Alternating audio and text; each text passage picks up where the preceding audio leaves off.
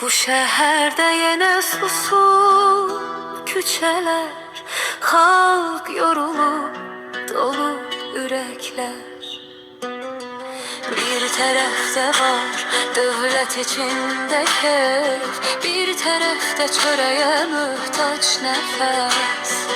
Yollar çuxur, sabah qaranlıq, xalq daşıyır ağır yük, yorğunluq. İşsiz genç baxır uzaq yollara, ümid köçür yad ellərə. Ana susur bazar yanında, qiymətlər o dolub hər addımda. Biz gözləyirik, dəyişən nə var? Hər gün artır dərd ilə bazar. Xalq əyilib yükün altında, varlılar görür rahat taxtında.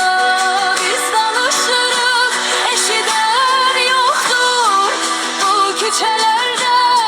Ümid solğun, bir tərəf sərvət, bir tərəf ah. Bu necə həyat, bu necə sabah.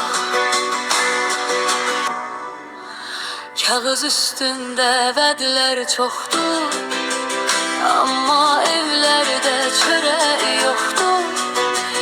Uşaq məktəbə yarı aç gedir, ata borçla yenə baş əyir.